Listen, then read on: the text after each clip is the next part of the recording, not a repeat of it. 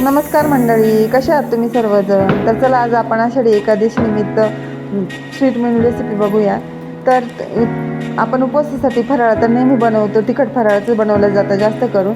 आणि दुकानातनं आपण चिक्की वगैरे ही पदार्थ आणतो, परंतु आज घरीच मी वेगळ्या पद्धतीचा तर मिल्क पावडरचा वापर करून हा पदार्थ बनवलेला आहे. तर तो नक्की पुढे व्हिडिओमध्ये बघा. त्यासाठी लागणारं साहित्य घेतलेलं मी दूध 1 वाटी, मिल्क पावडर अर्धी वाटी, साखर, त्यानंतर कलर आणि काजू बदाम घेतले. त्यानंतर इथे मी कढई तापत ठेवली आहे आणि कढईमध्ये मी मिल्क पावडर टाकून घेतलेली आहे आणि थोडंसं दूध टाकून घेतलेले आणि ते मी मिक्स करून घेते. आता तर पटपट असं मिक्स करत चालायचं आपल्याला, जेणेकरून ते गठुळ्या होणार नाही यासाठी.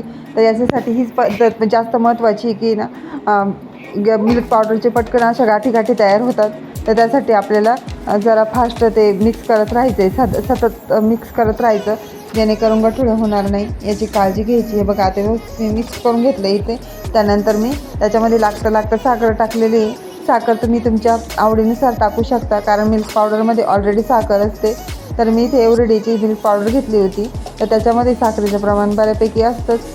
मग तेवढी साखर टाकून त्यानंतर मी इथे एक प्लेट घेतली, त्याला मी ॲल्युमिनियम पेपर फॉल लावून घेतला आणि त्याच्यामध्ये आता हे मिश्रण तेल लावून ते खाली त्या कागदाला तेल लावलं आहे. त्यानंतर हे मी मिश्रण टाकून घेते. हे मिश्रण टाकल्यानंतर ते थोडंसं गरमच होतं, हाताला गरम लागत होतं. तर मी असं पटपट असं ते दाबून घेतलेले, व्यवस्थित अशी सेट करून घेतलेले आहे ते आता. तर या प्रकारे हाताला पण थोडंसं तुपाचा किंवा तेलाचा हात लावायचा आहे. त्यानंतर राहिलेलं मिश्रण होतं थोडंसं, त्याच्यामध्ये मी कलर टाकून घेतले. आपल्याला 2 लेअरमध्ये बर्फी बनवायची आहे. कलर व्यवस्थित मिक्स करून घेते. तर आपल्याला 2 कलरमध्ये इथे बर्फी बनवायची आहे.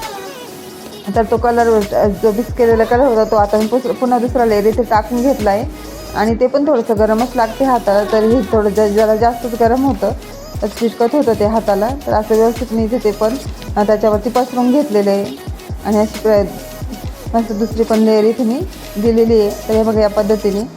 आणि त्यानंतर मी आता काजू बदामाचे काप त्याच्यावरती टाकून घेतले. तर बघा दिसतं किती छान आहे बघा. आणि व्यवस्थित मी आता ते चमच्याच्या सहाय्याने दाबून घेतले, म्हणजे जेणेकरून ते बर्फीमध्ये सेट होतील या प्रकारे.